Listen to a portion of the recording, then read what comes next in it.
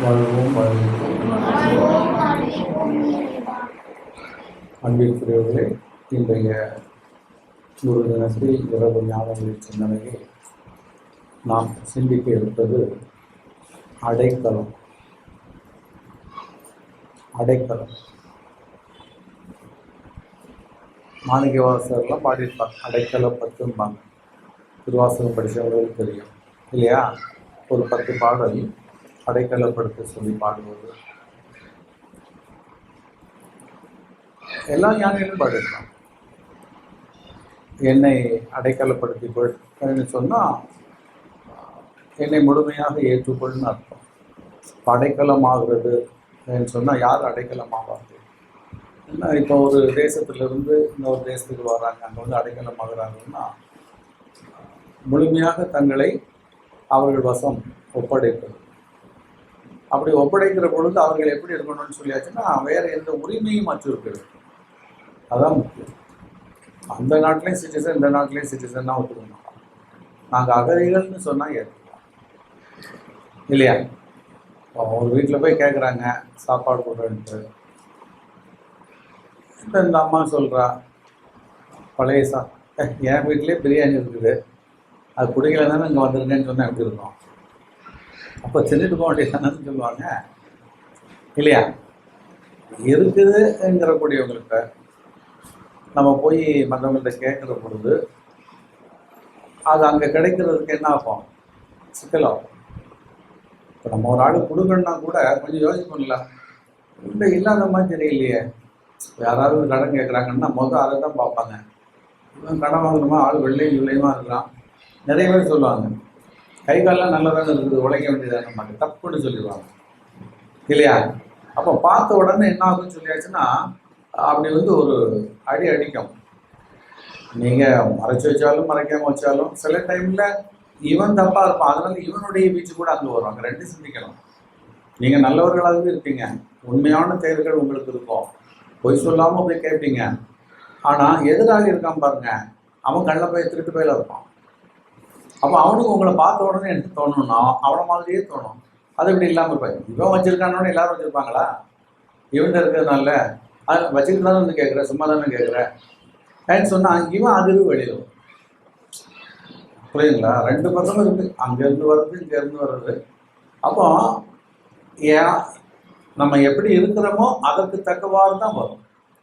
இப்போ நீங்கள் நல்லவர்களாக இருந்தீங்க ஏன்னு சொன்னால் முதல்ல வந்து கேட்டோடனே அவங்க மேலே ஒரு பாவம், இந்த மாதிரி ஒரு சூழல் வந்திருக்குது இல்லையா, என்ன கஷ்டமோ தெரியலையே ஏன்னு சொல்லிட்டு இருந்தால் கொடுப்பாங்க, இல்லைன்னா ஒரு ஆறுதல் சொல்லியாவது அனுப்புவாங்க. கொடுக்க முடியலன்னா இல்லைன்னு சொல்ல வேண்டியதுன்னா அதில் அவங்கள 1000 நோட்டம் போட்டு சிலவங்கெல்லாம் போயிட்டாங்கன்னா போட்டு நோண்டி எடுத்துருவாங்க. தேவையில்லாமல் நக்கல் அடித்து நம்மளை அழ வச்சு அதில் ஒரு வேடிக்கை இருக்கும். அரக்கன் இல்லையா? சில பொம்பளைங்களும் அப்படி தான். கொஞ்சம் காசு சுரையாக இருந்துட்டாங்கன்னு வச்சுக்கலாம், அவங்கள்ட்ட போய் நீங்கள் ஏதாவது சொன்னீங்கன்னா ஏறவே ஏறாது. அதை எப்படி பண்ணோம்? நம்மளை போட்டு வாட்டி எடுத்துரும். அது பேசக்கூடிய பேச்சுகள் எல்லாம் கேட்குற பொழுது இல்லையா? அப்போ அந்த உணர்வு ஏன் உண்டாகிறது ஏன்னு சொன்னால் ஒன்றும் இல்லாத பொழுது தான் என்ன உண்டாகும்னு சொல்லியாச்சுன்னா எளிமை உண்டாகும். இந்த எளிமை என்பது சும்மா சொல்கிறது இல்லை. Nothing is business. அவன் எப்படி இருக்கணும்? ஒன்றும் இல்லாமல், ஆனால் எனக்கு எதுவுமே இல்லை, அங்கே அதுதான் எளிமை. இந்த எளிமைன்னு இப்போ நம்ம சொல்கிறதெல்லாம் எளிமை இல்லை இல்லையா? பேண்ட் ஷர்ட்டெல்லாம் போட்டு வந்து நான் ரொம்ப சிம்பிளாக வந்திருக்கேன் பார்த்தீங்களாங்கன்னா அவர் போட்டு போடலையா, அது நல்ல சிம்பிளாக தான். அந்த பேண்ட்டை பார்த்து அது காஸ்ட்லி, ரெயின்மான்ஸ் இருக்கும் இல்லையா? ஷர்ட்டு பார்த்தீங்கன்னா ஷர்ட்டே 4500 5000 இருக்கும். அவர் என்ன சொல்கிறாரு? நான் ரொம்ப சிம்பிளாக பிராண்டட் போட்டுட்டு என்ன சொல்லுவான்? சிம்பிளாக. ஸோ அவன் கணக்கில் அது சிம்பிள் இல்லையா? எளிமை என்பது இயல்பாக எடுத்துக்கொண்டீங்கன்னு சொல்லியாச்சுன்னா எந்த ஒட்டுறவும், எந்த உதவிகளும், எந்த பலமும் நம்ம கற்றிருக்கக்கூடிய ஒரு சூழல். வேற யாரும் என்னை காப்பாற்றுறதுக்கு இல்லை, உன்னை விட்ட எனக்கு இல்லை அப்படிங்கிற ரேஞ்சில் வருகிற பொழுது தான் அவர்கள் அடைக்கலுக்கு போகும். இப்போ நீங்கள் ஒரு வீட்டில் போய் தங்குறீங்கன்னு வச்சுங்களேன், வீடு வாசல் இல்லாமல் போய் தங்குனீங்கன்னா அதுக்கு பேர் அடைக்கலம். உங்களுக்கு வீடு இருக்கு, வாசல் இருக்கு, எல்லாம் இருக்குது. ஆனால் போய் தங்குறீங்கன்னு சொன்னால் நீங்கள் விருந்தாளி இல்லையா? இப்போ அம்மா வீட்டுக்கு போகிறோம், மாப்பிள்ளை வீட்டில் எல்லாமே இருக்கும், மாமியார் வீட்டில் இல்லாமல் இருக்கும், இவ வீட்டில் இல்லாமல் இருக்கும்.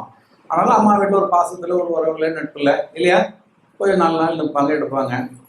இது அடைக்கலமாக வந்திருக்கேன்னு சொல்ல முடியாது. அடைக்கலமாக எப்போ வருவோம்? நான் வீட்டுக்காரன் விரட்டி விட்றோம். என்ன பண்ணோம்? அவன் எல்லாத்தையும் பிடுங்கிக்கிட்டு சொல்லுவான், கொடுத்த துணியோடு வந்து நிற்கிறம்மா. அப்போ தான் வந்து அது அடைக்கலம். எனக்கு வேறு வழியே இல்லை, அவனை விட்டுட்டா எல்லாம் விட்டாங்க. சில நேரத்தில் இந்த தொழில் பண்ணுறவங்கள்ட்ட எல்லாம் அப்படி இருக்கும். இந்த ப்ரைவேட்டு கம்பெனிகள்லாம் ஒர்க் பண்ணும்போது அந்த ஓனர்களுக்கு பிடிக்கலன்னு வச்சுக்கலாம், அந்த நிமிஷம் வெளியே கொண்டுருவோம். யோசிப்பே கிடையாது. 10 வருஷம் ஒர்க் பண்ணோம், நிறைய சப்போர்ட் பண்ணியிருக்கேன், அது செய்யிருக்கேன், இப்போ தப்பு இருக்கான், இப்போ பிடிக்கல, நீ வேண்டாம் போப்பன். அவர் பாட்டு சொல்லிட்டு போனீங்கன்னா அடுத்த மேனேஜர் வெளியே தள்ளிடுவார் இல்லையா? இப்போ இவன் நெருக்கதியாக இருப்பான். சார் உங்களை நம்பி தானே வேணும், 2-3 வேலை வந்து நான் அதெல்லாம் விட்டுட்டேன், அந்த வேலைக்கெல்லாம் நான் ட்ரை பண்ணவே இல்லை, உங்களை நம்பி தான் இருந்து நீங்கள் வச்சுக்குவீங்கன்னு நினச்சேன். அங்கே ஒன்றும் ஏறாது. அப்போ இந்த நிலைமையில் அவன் எப்படி இருக்கிறான்னா அவனுக்கு அடைக்கலம் வேணும். அப்போ அவனை வந்து ஏதாவது கம்பெனியில் தெரிஞ்சவங்க யாரும் பார்த்து சரி வாப்பா நான் வேலை கொடுக்குறேன் என்கிட்ட எதுன்னு சொன்னால் அது அடைக்கலம். புரியுங்களா? அந்த அடைக்கலம் என்பது நிராதரவாக, ஆறுதலற்று இல்லையா, வேற வழியற்று, வேற துணையற்று, இதுதான் கதி, இதற்கு மேல் நமக்கு வழி இல்லை, அதுதான் விதின்னு சொல்லி நீங்கள் விழுகிற இடம்தான் அடைக்கலம். சும்மா போய் அடைக்கலம்லாம் சொல்லிட்டு போயிடுவேன். சும்மா பேசிக்க நான் அடைக்கலமாக இருக்கிறேன், இங்கே இருக்கிறேன் அப்படின்னு சொல்லிட்டு சிலவங்க 2 நாள் வந்து தங்கிட்டு போவாங்க. அப்படியே நான் போகிற வழியில் வந்தேன், அவங்க வீட்டில் 2 நாள் இருந்துட்டு போகலாம், இது அடைக்கலம் கிடையாது. புரியுதா உங்களுக்கு? அவங்களுக்கு நம்ம செய்கிறதும் கூட ஒரு பெரிய புண்ணியமும் கிடையாது. யாருக்கு செய்வது புண்ணியம்னு சொன்னால் நிராதரமாக வழி இல்லாதவர்களுக்கு. அப்போ அவங்களுக்கு செய்யணும். அவன் எதிரியாக இருந்தாலும் கூட தப்பு கிடையாது. அவனுக்கு எதுவுமே இல்லை, அவன் வாழணும், அவன் சுவாசிக்கணும், அவனுக்கு இயக்கம் பெயரக்கூடாது, அவன் பசிக்கு அது நம்ம கொடுக்கணும், தப்பே கிடையாது. அப்போ அதை கவனிக்கணும். அப்போ அவன் பயோடேட்டா தருவானா, சொல்லுப்பா அவன் பயோடேட்டா கூட, நீ எப்படி இருக்கிற, எவ்வளோ ஃபண்ட் வச்சுருக்குற, என்ன இருக்குன்னா கொடுக்க வச்சுருவாங்க. அப்போ எப்படி கண்டுபிடிக்கிறது இல்லையா? சொல்கிறவன் ஊரில் பெரிய பணக்காரனாக இருப்பான், நமக்கு தெரியாது. இப்போ ஒரு முறை நான் கூட சொல்லியிருப்பேன்னு நினைக்கிறேன், எனக்கு நல்லா ஞாபகம் இருக்குது. இந்த அது எங்கள் ஊரில் அதை கொல்லாம்பழம்னு சொல்லுவாங்க. என்ன பழம்னா அதுக்கு இங்கே பேர் வந்து அண்டி இருக்கு இல்லையா, அண்டி பருப்பு, முந்திரி பழம் இல்லையா? இப்போ முந்திரியே பழங்கிறாங்க. அதில் முந்திரியில் பழம் இருக்கும், முந்திரி கொட்டையில் மேலே வந்து முந்திரி கொட்டை இருக்கும் இல்லையா? கீழே அந்த பழம் கலர் கலராக இருக்கும், மஞ்சள் கலர், ஆரஞ்சு, ரோஸு, சிவப்பு இதெல்லாம். சில பழம் நல்லா டேஸ்ட்டாகவும் இருக்கும், காரமும் செய்யும். அந்த வெயில் காலங்களில் சாப்பிடக்கூடாதும்பாங்க. சாப்பிட்டா வேர்க்கூறு வரும், உடம்புல வந்து கொடி வேர்க்கூறு வர்றதுக்கு வாய்ப்பு இருக்குது. பட் நல்ல ஜீரண சக்தி. அதில் களி கிண்டுவாங்க. அந்த பழத்தை வெட்டி போட்டு பச்சை அரிசி இருக்கு இல்லையா, பச்சை அரிசியில் பண்ணி சாப்பிட்டாங்க, ரொம்ப டேஸ்ட்டாக இருக்கும். வெள்ளம்லாம் போட்டு சாதாரணமாக சாப்பிடலாம். அப்போ ஒரு முறை வந்து என்னாச்சுன்னா தெருவில் விற்க கொண்டு போவாங்க இல்லையா, அப்படி ஒரு அம்மா ஒரு பெட்டி நிறைய வச்சு பழம் விற்க வருது. கொல்லாம்பழம்னு சொல்லிட்டு உடனே நான் கேட்டேன், எனக்கு வாங்கி கொடுக்கணுன்னு. எங்கள் அம்மா என்ன பண்ணால் அவங்களுக்கு நிறுத்தி எனக்கு பழம் வாங்குறதுக்காக. அப்போ நான் பார்த்துட்டு எனக்கு ஒரு மஞ்சள் பழத்தை நான் எடுத்துக்கிட்டேன். அப்போ அவங்களுக்கு ஒரு 2 பழம் சொல்லி நாங்கள் வாங்கிட்டு இருக்கிற பொழுது பக்கத்தில் அதான் எப்போவுமே போகும்போது ஒருத்தர் கூப்பிட மாட்டாங்க, நீங்கள் கூப்பிட்டீங்கன்னு வச்சுங்களேன் வந்து வச்சுருவாங்க.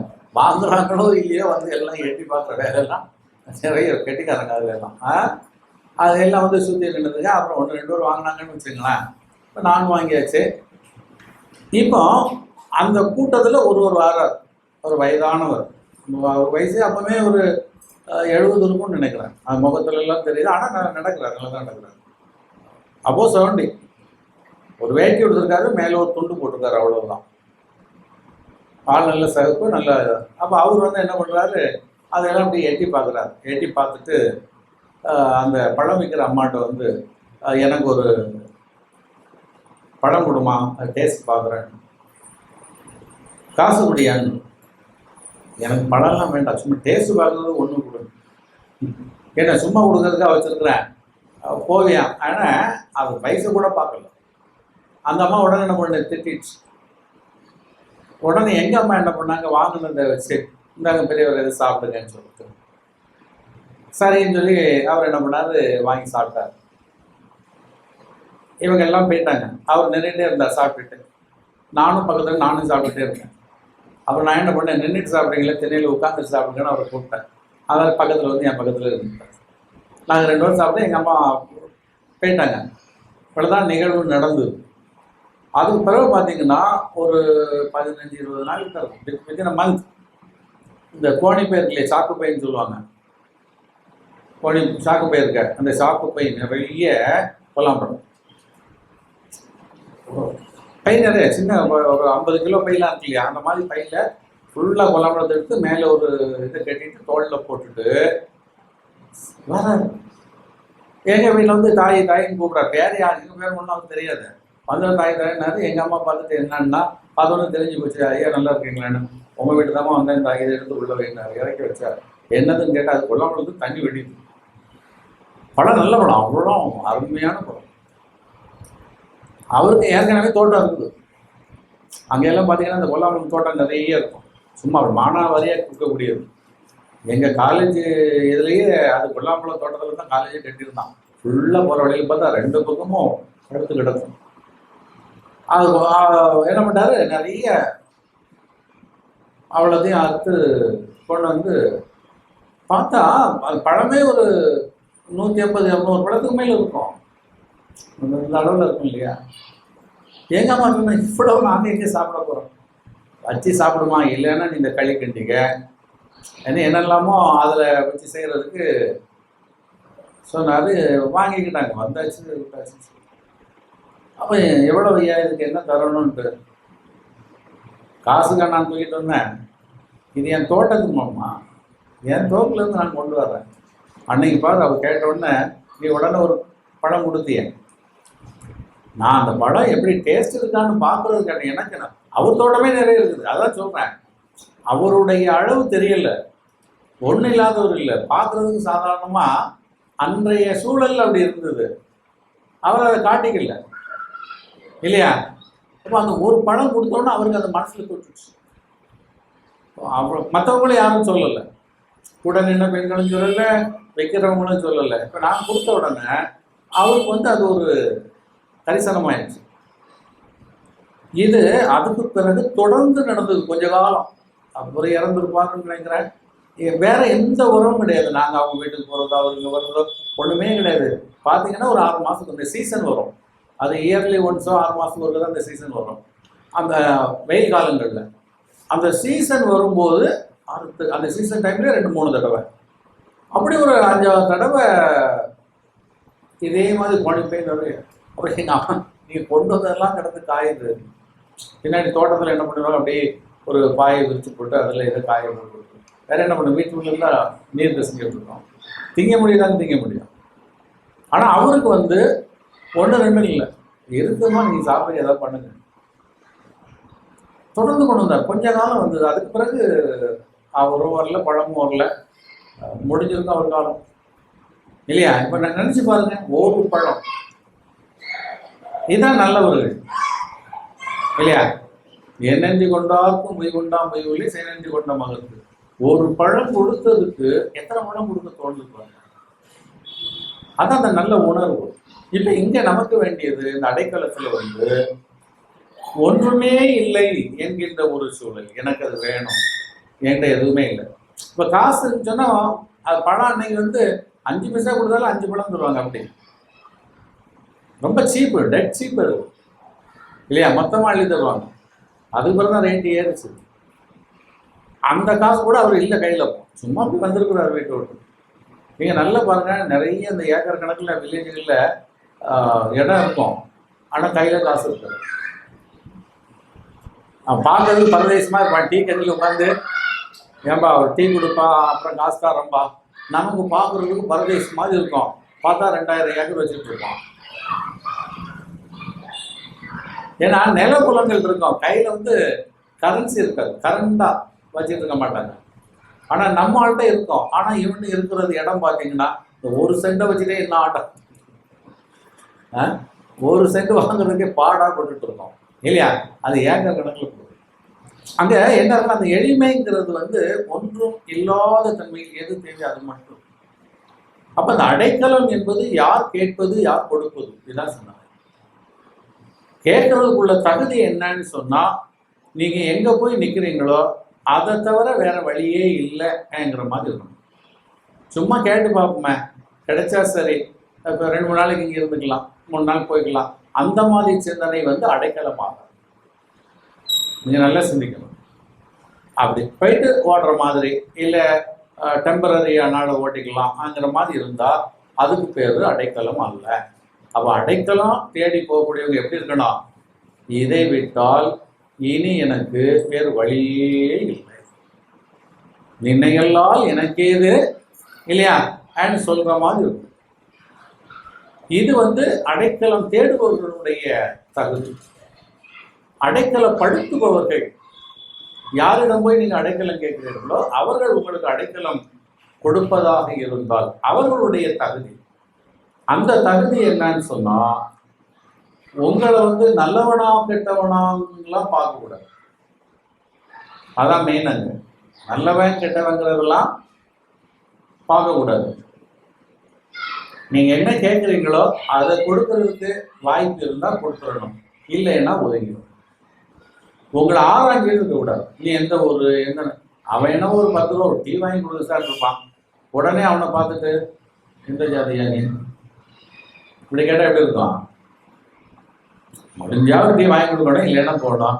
அங்கே அவனை நோண்டி என்ன ஜாதி, எந்த இது, யார், என்ன, இதெல்லாம் கேட்டான் நிறைய இருக்கிறாங்க. அதெல்லாம் தவறு. ஏன்னா அது மனித குணத்திலையும் சேராது, தெய்வ குணத்திலையும் சேராது. இந்த குணங்கள் தான் நம்ம மாறணும். ஏன்னா நாமளும் எல்லாருமே அடைக்கலமாக வேண்டும். ஒரு சூழல்ல உடம்பு மண்ணுக்கு அடைக்கலாம், உயிர் விண்ணுக்கு அடைக்கலாம் இல்லையா? உடம்பு மண்ணுக்கு அடைக்கலாம், உயிர் விண்ணுக்கு அடைக்கலாம். அப்ப இதுக்கு இடையில உங்களை வந்து அடைக்கலப்படுத்துவது, அந்த உயிரை அடைக்கலப்படுத்துவது யாருன்னு சொன்னா குரு தான். அடைக்கலப்படுத்துவது ஆற்றுப்படுத்துவதுன்னு சொல்லுவாங்க வழிகாட்டுபவர்கள். குரு ஆற்றுப்படுத்தலைன்னு சொன்னா உங்களுக்கு அடைக்கலம் கிடைக்காது. எப்படின்னு சொன்னா, அதான் நான் சொன்னேன், அந்த அடைக்கலப்படுத்தக்கூடியவங்க எப்படி இருப்பாங்கன்னு சொன்னா எதுவுமே கேட்க மாட்டாங்க. நீங்க கேட்டதெல்லாம் கொடுத்துருவாங்க. நீங்க என்ன கேட்டாலும் அதை கொடுத்து விடுவார்கள். அது யாரு? அவர் தான் அடைக்கலம் படுத்தக்கூடியவர். நீங்க கெட்டவனா கூட இருக்கலாம். நீங்க நிறைய கதைகள்ல கூட இருக்கும். கதைகளை பார்த்தீங்கன்னா இந்த முத்தத்தன்னு சொல்லிக்கிட்டு ஒரு நாயனார் கதை இருக்கும். அப்போ ஒரு அரசனை வந்து அவன் கொல்வதற்கு வெல்வதற்கு நிறைய முயற்சி பண்றான். வெல்ல முடியவே இல்லை. ஏன்னா அவன்கிட்ட படை அதிகமாக இருக்கிறது, அந்த போரிடக்கூடிய திறமை அதிகமாக இருக்கிறது. இவனால் முடியல. ஒவ்வொரு முறையும் போரிட்டு தோத்துக்கிட்டே போறான். மனம் ஒடிஞ்சுட்டான். அப்போ ஒருவர்கிட்ட போய் கேட்குறான், நான் எப்படி அந்த அரசனை வெல்வது, எப்படியாவது அந்த நாட்டை நான் வெல்லணும், அதுக்கு ஏதாவது ஐடியா கொடுன்னு கேட்கும்போது அவன் பெரிய சகுனி மாதிரி உள்ளாள். அவன் சொல்லிட்டான், நீ போரிட்டுலாம் அவரை ஜெயிக்க முடியாது. அதான் அந்த நரித்தந்திரம்னு சொல்லுவாங்க இல்லையா? ராஜதந்திரம்னு அதுக்கு அவங்க பேரை சும்மா வச்சுக்குவாங்க. இது நரித்தந்திரம். நீ மின்னுக்கு வந்தமா இருக்கும், பார்த்தா பின்னாடி வந்து நிற்கும். இது எப்போ பின்னுக்கு போச்சுன்னே தெரியாது இல்லையா? அப்போ அவரு சொன்னாரு, நீ அவன்கிட்ட வந்து வாழெல்லாம் கொண்டு போனா வாழெல்லாம் அங்கே எடுபடாது. நீ என்ன பண்ணணும்னா அவன் வீக் பாயிண்ட்டை பாரு, என்ன வீக் பாயிண்ட். அப்போ அவன் வந்து சிவபக்தன், மிகப்பெரிய சிவபக்தன். அந்த காவியை பார்த்தாலோ, நெற்றியில பட்டையை பார்த்தாலோ, கையில திருவோடை பார்த்தாலோ காலில் விழுந்துருவான். அவன் அரசன் கூட பார்க்க மாட்டான். எந்த சிவயோகி வந்தாலும் அவர்களை பார்த்த மாத்திரத்திலேயே உடனேயே காலில் விழுந்து ஆசீர்வாதம் வாங்கி அவர்களை சாப்பிட வைத்து எத்தனை நாளை நீங்க தங்கலாம் எங்க அரண்மனையில். அவர்களாக நான் போறேன்னு சொன்னாதான் விடுறதை தவிர நீங்க கிளம்புங்க 2 நாள் சாப்பிட்டாச்சலாம்ங்கிறதெல்லாம் கிடையாது. இந்த குணம் அவன்கிட்ட இருக்குது. அதனால நிறைய இந்த மாதிரி சாமியாக இருக்கக்கூடிய சன்னியாசியாக இருக்கக்கூடியவர்கள், சிவ யோகிகள், சிவ மார்க்கத்தில் இருக்கக்கூடியவங்களெல்லாம் அவர்கிட்ட வந்து சாப்பிட்றது, எல்லாரும் காலையும் விழுந்து விழுந்து அவன் எந்திக்கிறது, இது ஒரு பழக்கமாகவே இருக்குது. அந்த ஆள் இவனுக்கு நோட்டிஃபை பண்ணான். ஏன்னா அவருடைய குணம் எப்படி இருக்குதுன்னா சன்னியாசி பாலில் விடணும். நீ காவி உடுத்துருக்கணும், பட்டை போட்டிருக்கணும், தலையில சடை இருக்கணும், என்ன வேஷம் போட்டிருக்க போ. அப்போ அவன் காலில் விழும்போது குத்திடுறது, கொண்டு ஈஸியாக கொண்டுருவான். முதுகில் குத்துறது ஈஸி இல்லையா, நேரில் குத்துறது தானே கஷ்டம் இல்லையா. கூடுதலாக அந்த வெற்றி பெற்ற பலசாலியற்றவர்கள் அவங்கெல்லாம் வஞ்சகர்கள் எல்லாம் முதுகில் தான் குத்துவாங்க. அவன் பார்த்தீங்கன்னா இவன்கிட்ட சொன்ன உடனே இவன் என்ன பண்ணான், சரி நான் போறேன்னு சொல்லி ஒரு சிவவேடம் தரிச்சுட்டு வந்துட்டான். சிவவேடம் தரிச்சுட்டு வந்த உடனே இவரும் ஏற்றுட்டார்.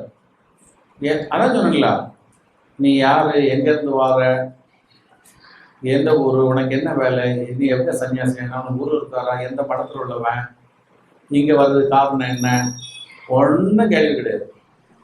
அதுதான் அடைக்கலம். புரியுதா உங்களுக்கு? அப்போ இவர் எதுவுமே கேட்காம வந்த உடனே இவர் வந்து சொன்னார், நான் வந்து ஒரு யாகம் பண்ண வேண்டியிருக்குது, அதனால உங்கள் அரண்மனையில் எனக்கு கொஞ்சம் இடம் ஒதுக்கி கொடுங்க, அதுக்கு வேண்டிய வசதிகள்லாம் பண்ணி கொடுங்க, ஒரு 40 நாள் நான் தங்கி அந்த யாகத்தை முடிச்சுட்டு நான் கிளம்பி போயிடுவேன். அரசருக்கு ரொம்ப சந்தோஷம். ஏன் அரண்மனையிலேருந்து நீ யாகம் பண்ண போறீங்களா, நான் செய்த புண்ணியம் வான்னு சொல்லி உடனே ஆர்டர் கொடுத்துட்டார். அவனை தனியாக அவனுக்கு ஒரு வீடு ஏற்பாடு பண்ணி அங்கே தங்கி வேண்டிய அந்த யாகத்துக்கு வேண்டிய எல்லா பொருட்களும் கொடுத்து எல்லாம் கொடுத்தாச்சு. அங்கே தங்கி யாகம் பண்ணுற மாதிரி அவன் காலத்தை ஓட்டிகிட்டு இருந்தான். அந்த 40 நாள் கணக்கு இருக்கு. இப்போ என்ன பண்ணுறான், ஒவ்வொரு நாளும் எதிர்பார்க்குறான். அந்த யாகம் முடித்த உடனே அவரை ஒவ்வொரு நாள் அந்த யாகம் முடிக்கும் போது அவர் வந்து ஆசீர்வாதம் வாங்கணும், விபூதி கொடுக்குறது, பிரசாதம் கொடுக்குறது, கூட ஆளுகளாக இருக்கும். அப்போ யாரும் இல்லாத ஒரு நாள் மாட்டுமான்னு பார்த்து அப்புறம் கூட வர்றவங்களுக்கு ஏதாவது பணிகளை சொல்லி அவங்கள விரட்டி விட்டு ஒரு நாள் மாட்டிக்கிச்சு. அன்னைக்கு அரசர் வந்தார், கூட அமைச்சர் வரும்போது அமைச்சரை இவன் வேற ஏதாவது ஒன்று சொல்லி எடுக்க சொல்கிறான்னு வைங்களேன், அவர் அங்கே போயிட்டார். கூட பணியாளர் யாருமே இல்லை, அரசர் மட்டும். இப்போ அவர் என்ன பண்ணார், காலில் விழுந்து ஆசீர்வாதம் அங்கே குனியும் போது இவன் என்ன பண்ணான், சொல்லி வச்சிருந்த கத்தி எடுத்து குத்துனவனா அரசர் ஆணு கத்துனார்.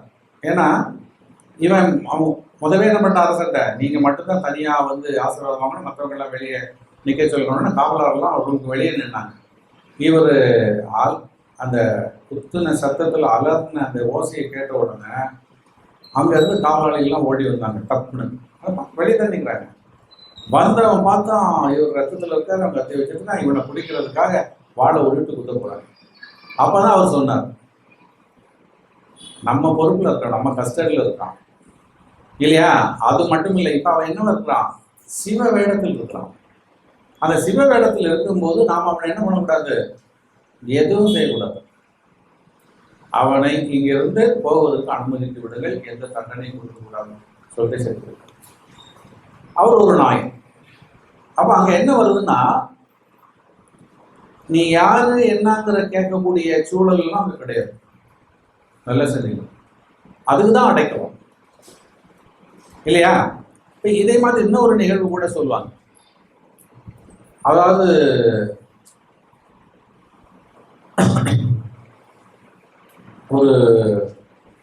ஒருவர் ஒரு வயதானவர், இவர் என்ன பண்றாரு,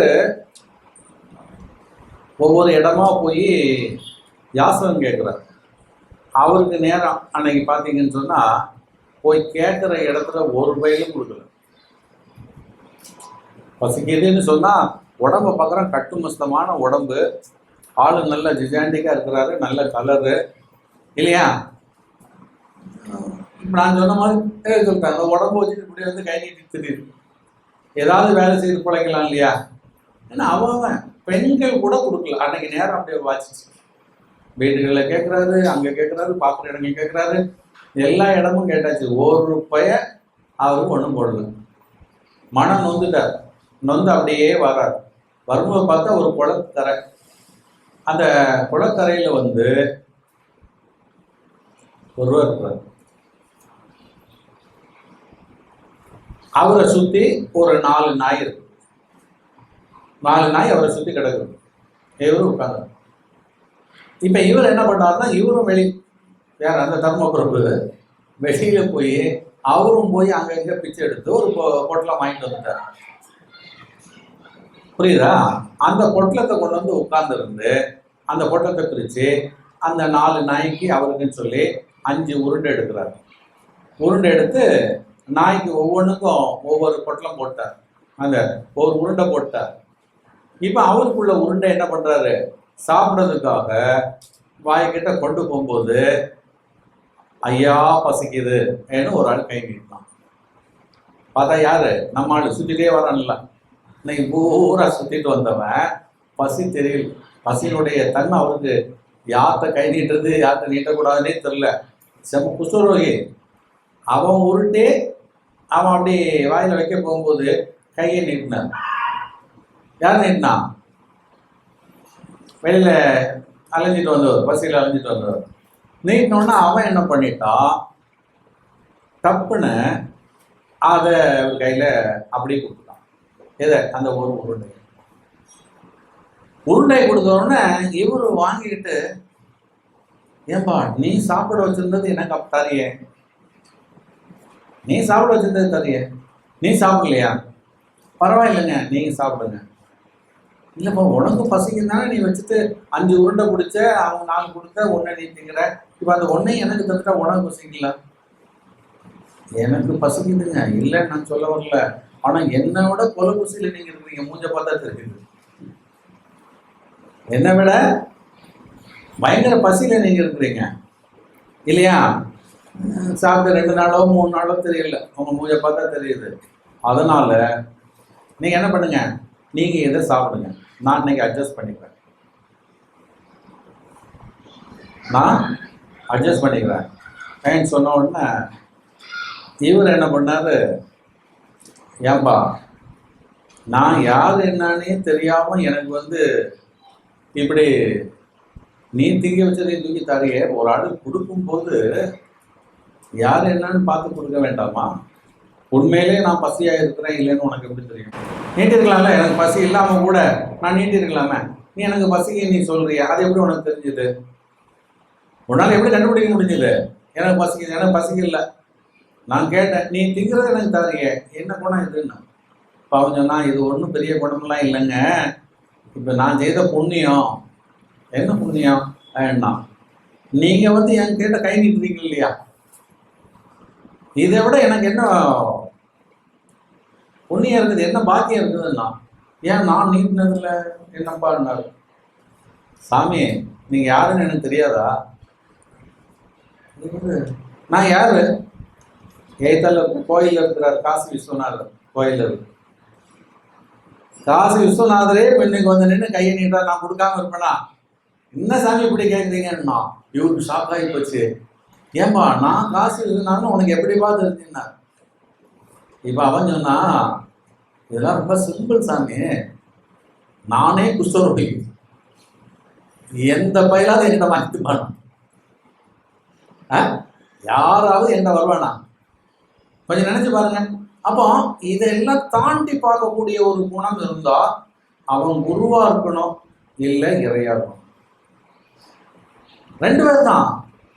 நீ சிவனா இருந்தால் மட்டும்தான் என்னிடமிருந்து வாங்கியிருப்ப, மற்றவங்க வாங்க மாட்டான், அச்சப்பட்டிருப்பான் இல்லையா? அதை கையிலே வாங்கியிருக்க மாட்டான். அப்ப நீ மனுஷன் இல்லை நான் புரிஞ்சுக்கிட்டேன். நீ கை நீட்டின உடனே தெரிஞ்சு போச்சு நீ மனுஷன் இல்லைன்னு. அடுத்த கட்ட நீ காசி விஸ்வநாதர் நான் நினைச்சது. தினசரி நான் இங்க இருந்து என்ன பண்ணிட்டு இருக்கேன், மனசுல உன்னை கூப்பிட்டுக்கிட்டே இருக்கேன், உன்னை பார்க்கணும், என்னை பார்க்க மாட்டியான்னு ஏங்கிக்கிட்டே இருக்கிறேன். நான் பிச்சை எடுத்தாலும் அலைஞ்சாலும் தின்னாலும் படுத்தாலும் என் நினைவுலாம் உன்னையே நினைச்சிட்டு இருக்குது, உன்னை பார்க்கணும்ட்டு. அப்போ என் வேண்டுதல் உண்மையா இருந்தா நீ வரணும் இல்லையா? அப்போ மனுஷன் வரலன்னா தெய்வம் வருதுன்னா அந்த தெய்வம் நீ தானே, நான் தானே உன்னை கூப்பிட்டு இருந்தேன். ஒன்னதானே நான் கூப்பிட்டேன். அப்படியே பார்த்தாரு, சிவனே ஆடி போயிட்டார். என்ன ஆகி போச்சுது? உண்மைதானா? அதுக்கு பிறகு எப்படி இருக்கும்? உடனே என்ன பண்ணாரு, இன்னையோட உள்ள பிடிச்சதெல்லாம் போச்சுன்னு சொல்லி உச்சியில கையை வைத்து அங்க என்ன ஆயிடுச்சு, அந்த தொழுநோய்கள் எல்லாம். இதுதான் வந்து என்னன்னா, அந்த அடைக்கலப்படுத்துவது சொல்றது வந்து ஒருவருக்கு நாம் உண்மையாக செய்கிற பொழுது அங்க என்ன பார்க்க கூடாது, யாரு என்னன்னு அப்ப அதை பார்க்காம இருக்கணும்னா நம்ம எவ்வளவு மனம் எவ்வளவு பரிசுத்தமா இருக்கணும். அந்த பரிசுத்தம் இல்லைன்னா பார்க்க முடியாது. நம்ம என்ன பண்ணுவோம், அதான் சொல்றேன், நம்ம மனதை சுத்தப்படுத்தினாதான் இதெல்லாம். அப்ப நம்ம மன சுத்தம் இல்லைன்னா அப்ப இந்த மனத்தை சுத்தப்படுத்துவதற்கு தான் நமக்கு குரு வேணும். ஏன்னா கொடுக்கக்கூடிய ஆற்றல் இறைட்ட மட்டும்தான். அடைக்கலமாகக்கூடிய தன்மை மனிதர்கள்ட்ட மட்டும்தான். அடைக்கலமாகிற தன்மை மனிதனிடம், அடைக்கலப்படுத்துகிற தன்மை குருவிடம், இறையிடம். அப்போ அந்த இறையிட்ட உங்களை கொண்டு போய் சேர்க்கறதுக்கு யார் வேணும்? குரு வேணும். ஏன்னா என்ன குணங்கள் இருந்தால்தான். ஏன்னா அவர் ஒன்றும் கேட்க மாட்டாரு, நீ யார் என்னன்னெலாம் கேட்க மாட்டாரு. ஆனா அவர்கிட்ட போறதுக்கு உனக்கு தகுதி வேணும் இல்லையா? ஒன்று அவர் அடைக்கலப்படுத்துவாரு, போனா ஏற்றுக்குவாரு. ஆனா போறதுக்கு ரூட்டு தெரியணும், அதுக்குள்ள தகுதி உனக்கு வேணும். அப்போ அதுக்கு என்ன தகுதி வேணும், எப்படி ரூட்டுங்கிறதெல்லாம் குரு தான் காட்டுவார். அப்போ அந்த குரு இல்லாமல் நாம் அடைக்கலமாக முடியாது. இறையே வந்தாலும் யார் வேணும் இடையில சொல்லுவாங்கல்ல, சாமியே வர முடியாச்சு, நீ என்ன பூசாரி இடையிலம்மா. சாமி கொடுப்பாரு, ஆனா இவர் சொன்னாதான் கொடுப்பாரு. அப்படி இருக்கும்போது எப்படி பண்ண முடியும்? நேரமா, ஏன்னா நீங்க உங்களுக்கு அந்த தகுதி தெரியாது. நீங்க ஆசையில போறீங்களா, நிராசையில போறீங்களா, பேராசையில போறீங்களா, இல்லையா, என்ன கர்மால போறீங்க, என்ன கர்மா ஒட்டிட்டு இருக்குது, இதெல்லாம் உங்களுக்கு தெரியாது. உங்களை பரிசுத்தப்படுத்த வேண்டும். அப்ப அங்க வந்து யார் வேணும்? அப்ப அடைக்கலப்படுத்துதல வந்து பாத்தீங்கன்னா நம்ம சிந்திக்க வேண்டியது, அடைக்கலமாவது என்பது சாதாரணமானதல்ல. இதை விட்டா வேற வழியே கிடையாது. This is last destiny. இதுதான் என்னுடைய கடைசி.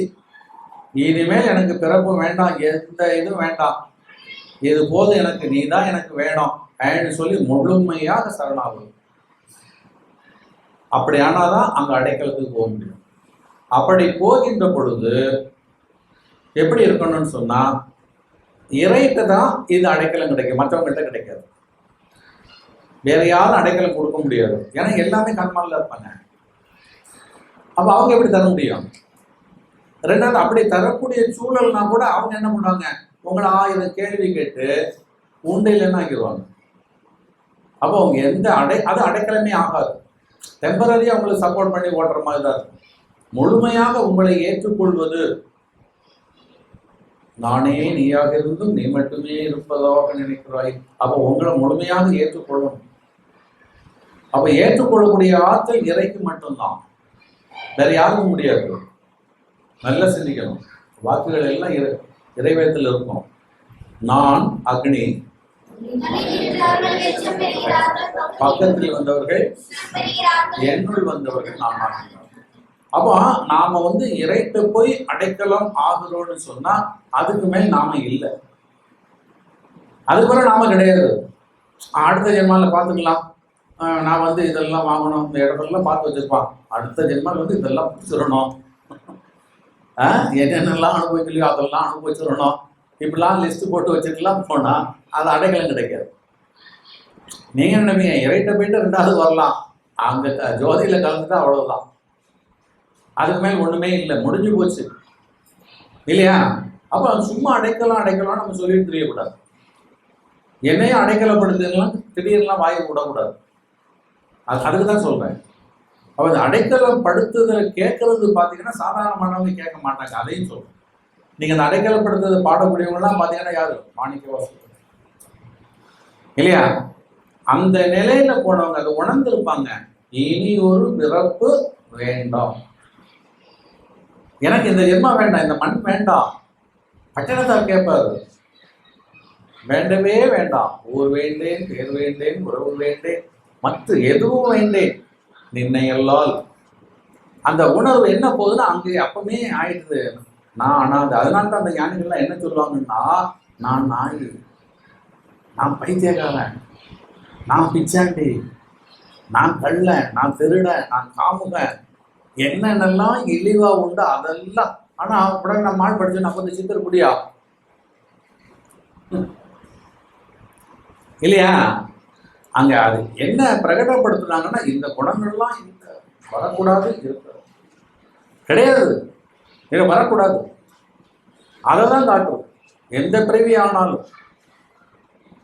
அப்ப அது அடைக்கலம் ஆவதற்குள்ள தகுதிகளை நாம் முதலில் உணர வேண்டும். அப்ப அது நமக்கு தெரியாது. நம்ம என்ன நினைச்சுட்டா, நம்ம இறைவன் வேண்டாம் பொதுமை, இறைவா இறைவா இறைவா இறைவா கடைசியில் ரவா ரவா ரவான்னு வரும் இல்லையா? அதுவும் போயிடும். சொல்லி சொல்லி சொல்லி சொல்லி இதெல்லாம் ஷோ. இதெல்லாம் என்ன ஷோ? மேட்னி ஷோவோ ஈவினிங் ஷோவோ ஏதோ ஒரு ஷோ. அப்போ அங்கே வந்து என்ன வேணும்னு சொன்னால் உள்கு உணர்வு, உள்ளம் சுத்தம். உள்ள சுத்தம் இருந்தால்தான் இருக்கும். அப்போ உள்ள சுத்தம் மட்டுமல்ல, உள்ளம் சுத்தமாக இருந்தாலும் கூட நினைவு, உள்ள வேற நினைவு வேறு. நினைவு வந்து பரிசுத்தம் வேணும். நினைவு எதையுமே எதிர்பார்க்கக்கூடாது, இறையை தவிர. இறையை ஏன் எதிர்பார்க்கிறோம் அப்படின்னு சொன்னா அடைக்கலம் ஆகுது. வேற எதுவுமே வேண்டாம்ங்கிற ஒத்த சிந்தனை, அதுதான் உங்களை அடைக்கலப்படுத்துவதற்குரிய குறிப்பு சீட்டு. இப்ப இதை உங்களுக்கு ஒரு ஆள் உணர்த்துறது தான் குரு. இந்த அடைக்கலம் தருவதற்கு ஆற்றல் மிக்கவர் இறை மட்டும். நல்ல ஞாபகம். மற்றவங்கள்ட்ட எல்லாம் போய் அடைக்கலத்தை பேசக்கூடாது, அடைக்கலம் கேட்கக்கூடாது, அடைக்கலம் கிடைக்கவும் செய்யாது. அப்ப அடைக்கலம் ஆகிவிட்டோம் என்றால் நாம் அவர்களாக, எனக்கு வந்து ஒரு வீட்டில் போய் ஒரு பொண்ணு அடைக்கலம் ஆகுதுன்னு சொல்லுவாங்க, அந்த குடும்பத்தில் சேர்ந்துருவோம். இப்போ இவங்க குடும்பத்துலன்னு இருப்பாங்க, திருமணம் பண்ணி கொடுத்துட்டோன்னு வச்சுங்களேன், அந்த குடும்பத்தில் கூட அந்த குணம் அங்கே உள்ளவங்க, அவங்க தான் உறவு, அவங்க வீட்டுக்காரனுக்கு அண்ணன் தங்கச்சியை, அக்கால தங்கச்சியெல்லாம் நான் சொந்தமான எடுத்து தங்கச்சி கூட விட்டு கொடுத்துருவாங்க. அதுதான் மென்னுக்கு நிற்கும். ஏன்னா அங்கே என்ன ஆகிட்டு, அடைக்கலம் ஆகிவிட்டால். அடைக்கலம் ஆகிட்டா அந்த குடும்பத்தோட போயிடும். அப்புறம் இந்த குடும்பம்லாம் ஒன்றுமே இருக்கு. என் குடும்பம் அதுதான். அப்படிதான் கற்றுக் கொடுத்துருக்காங்க. ஏன்னா அந்த அடைக்கலத்தை வந்து உணரணுங்கிறது. அதே போல அடியாளர்களுக்கும் இந்த அடைக்கலத்தை குருகுரான் சொல்லி கொடுப்பார். முதல் சொல்ல மாட்டாங்க. முதல் சொல்லும்போது எல்லாம் சொல்லிட்டு கடைசியில வந்து அவன் அதுக்கு தகுதியா வருகிற பொழுது அந்த அடைக்கல சிந்தனை கொடுக்கப்படும். அவன் எப்போ நீங்க அடைக்கலம் ஆகணும்னு நினைச்சிட்டீங்களோ அப்ப இருந்து உங்க ரூட் என்ன ஆயிட்டுது, அதுலதான். வேற எதுலையுமே ஓடாது, ஓடவும் கூடாது. அப்படி அந்த ஒத்த சிந்தனையிலேயே நீங்க பயணிச்சுக்கிட்டே இருந்தீங்கன்னு சொன்னா அதுக்குள்ள சூழல்கள்லாம் எண்ணியோ இது இல்லையா, நினைச்சது கிடைக்கிறதுக்கு வாய்ப்பு இருக்குது. ஏன்னா நினைக்கிறது நல்லது இல்லையா? நல்ல சிந்தனை நினைக்கிற பொழுது நிச்சயமா ஈஸியா நடக்கும். அப்ப அதுக்கு வந்து குரு ஆசி வேணும், முழுக்க குரு ஆசி. ஏன்னா அந்த ரூட் மேப் எங்க இருக்குது, குரு கையில தான் இருக்கு. நீங்க போறேன்னு எங்க போனா எங்க போவீங்க? அப்போ ரூட் தெரியணும் இல்லையா? ரூட் தெரிஞ்சாலும் உங்களை வந்து அனுப்பி வைக்கணும் இல்லையா? அதெல்லாம் குரு தான். அதனால தான் இந்த மண்ணில் வந்து இந்த வாழ்க்கையிலேயே நீங்க பிறந்துட்டீங்க, அம்மா வயிற்றுல வரலாம், அப்பா வரலாம், அண்ணன் தம்பி வரலாம், தங்கச்சி வரலாம், புருஷன் வரலாம், பிள்ளை வரலாம், எல்லாம் வரலாம். ஆனா இந்த மண்ணில் தனி ஜீவனாக உங்களை எடுக்கின்ற பொழுது உங்களுக்கு இருக்கிற ஒரே உறவு, ஒத்தை உறவு எது? குரு. அது இறைன்னு சொல்லும். ஏன்னா இறையே குருவா வந்தாலும் இந்த ரகசியம் தெரியும், இல்லைன்னா தெரியாது. மற்ற குருவை இதை சொல்ல முடியாது. மற்ற குருவால என்ன பண்ண முடியாது, ஏன்னா அந்த ரூட் தெரியணுமே. அப்ப அவங்க கொடுக்கறதெல்லாம் பாத்தீங்கன்னா மண் அளவுக்கு தான் கொடுப்பாங்க. நான் அந்த பலமுறை சொல்லியிருப்பேன். குருமார்கள் என்பதிலேயே இருக்குது. அதான் உண்மை குரு நான் சொல்ல காரணம் வந்து ஒரு டிஃபரன்சியேட் பண்றதுக்கு. மற்றொரு குருமார்கள் தான், இல்லைன்னு சொல்ல வரல. வழிகாட்டக்கூடியவங்கலாம் மகான்கள் தான் இல்லையா? ஆனால் இறையோடு கொண்டு சேர்ப்பவர் யார்? அது இறையாக இருந்தால் மட்டும்தான், வேற யாராலும் முடியாது, கிட்ட நெருங்க முடியாது. புரியுதா உங்களுக்கு? அப்போ அடைக்கலம் என்பது கடைசி நிலை. அதற்கு மேல் நமக்கு எதுவுமே இல்லை என்கின்ற ஒரு நிலைதான் அடைக்கலம். அதை ஒவ்வொரு உயிரும் பெற்றாக வேண்டிய நிலையில் தான் இருக்கிறது. அது கடைசி நிலை. அப்போ அந்த அடைக்கலங்கும் போது சுத்தமா என்ன ஆயிரும், ஒரு கர்மாவும் இருக்கிறது, நோ டெஸ்டினி இல்லையா, அந்த நிலை. அதனால நன்றாக ஞாபகம் வைத்துக் கொள்ளுங்கள், அடைக்கலம் தேடுவது வேணும். ஏன்னா இந்த அடைக்கல சிந்தனை நமக்கு வந்தால்தான் நாமும் நம்மளையே உணர முடியும். இல்லைங்கன்னா நான் யார் தெரியுமா, எனக்கு எவ்வளோ இருக்கு தெரியுமா, என் பின்னாடி எவ்வளோ இருக்காங்க தெரியுமா, நான் எவ்வளோ படிச்சிருக்கேன்னு தெரியுமா, இதெல்லாம் உள்ள ஓடிக்கிட்டே இருக்கும்.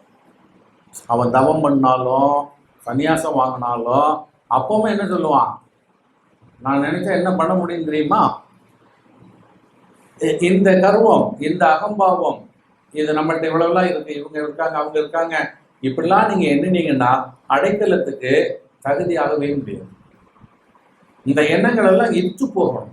ஒண்ணுமே அதாவது யாம் ஒன்றும் அறியேன் பராபரமே, அவ்வளவு பாடுறாரு, அவருக்கு ஒண்ணுமே தெரியாதான், நம்ம நம்பணுமா? யோசிச்சு பாருங்க. யாம் ஒன்றும் அறியேன்னு சொன்னவர் கண்ணி கண்ணியா பாடுறார். தாய்மானசாமி பார்த்தீங்கன்னா அவர் பாடல் பெரிய புஸ்தகம் இப்படி இருக்கும். அவருடைய மொத்த பாடல்னு எடுத்தீங்கன்னா ஒரு 2 கிலோவுக்கு வெயிட் தூக்கலாம், அவ்வளவு பாடி வச்சிருக்கிறார். அவராகவும் சொல்றாரு, என்ன சொல்றாரு, யாம் ஒன்று முறையே பராபரம் இல்லையா. யார்கிட்ட சொல்ற, நம்மள்கிட்ட இல்லை. அவர் தான் மனசுக்குள்ள அந்த சிந்தனையில ஓடிக்கிட்டே இருக்கிறார். அது வெளிவரு. அப்போ எனக்கு ஒண்ணுமே தெரியாது, எனக்கு ஒண்ணுமே இல்லை, அதனால எல்லா ஞானிகளும் இந்த வார்த்தைகளை போட்டுக்கிட்டே இருப்பாங்க. எனக்கு ஒண்ணும் தெரியாது, எனக்கு என்ன தெரியும், எனக்கு ஒண்ணுமே இல்லை, இப்படியெல்லாம் சொல்ல ஆரம்பிச்சுட்டோம்னா அவங்க என்ன தேடுறாங்க, அடைக்கலம் தேடுகிறார்கள். அந்த அடைக்கலம் தேடுறவங்கள்ட்ட தான் வரும். சில நான் பஞ்ச பரதேசிப்பா, எனக்கு என்னப்பா, எங்கிட்ட ஒண்ணுமே கிடையாதுப்பா சொன்னா அவங்க தங்கிட்ட இருக்கக்கூடிய அந்த அகந்தையை, ஆணவத்தை, கர்மாவை, அதெல்லாம் அப்படி சுத்தமா அந்த வாழைப்பட்டைய வாழை மரத்தை விட உள்ளியே சொல்லலாம். எது வெங்காயம் இருக்குது, சின்ன வெங்காயம் உரிக்க உரிக்க உரிக்க உரிக்க உரிக்க கடைசியில் ஒண்ணுமே இருக்காது இல்லையா. அந்த மாதிரி தான் நாமளும் நம்ம பெருசா நினைச்சிட்டு இருக்கோம். ஒவ்வொன்றா கடத்த கடத்த கடத்த பார்த்தீங்கன்னா கடைசியில் காத்து கூட இருக்குது. ஏன்னா வெறுமையில் உண்டாக்கப்பட்டவர்கள், வெறுமையில் உண்டாக்கப்பட்டவர்கள், படைப்பை வெறுமையில் உண்டானது, ஒன்றும் கிடையாது, ஆனா இருக்கிற மாதிரி இருக்கும். இதை உணர்கிற பொழுதுதான் அதை வச்சுதான் சொல்லுவாங்க. அவங்க எங்க போறாங்க, அர்த்தத்துக்கு போயிடுவாங்க. கடைசி நிலை நம்மகிட்ட ஒண்ணும் கிடையாது, அப்ப அதையே பேசிட்டே இருப்பாங்க. நம்ம அதை தொடர்ந்து கடைசி நிலைக்கு போனாதான் முடியும் சொல்லுவோம். புரியுதா?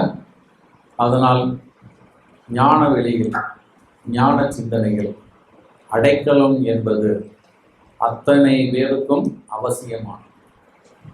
அடைக்கலத்தை ஒரு நாள் நாம் அணுகியே ஆக வேண்டும். அதற்கு முன்னால் அடைக்கலம் பற்றிய தெரிதலும் தெளிதலும் நமக்கு வேண்டும் என்ற சிந்தனை என்பால் இந்த உபதேசம் உங்களுக்கு வழங்கப்பெறுகிறது. நன்றாக புரிந்து உணர்ந்து புரிய வேண்டி இதை நிறைவு செய்கிறேன். வாழ்வோம்.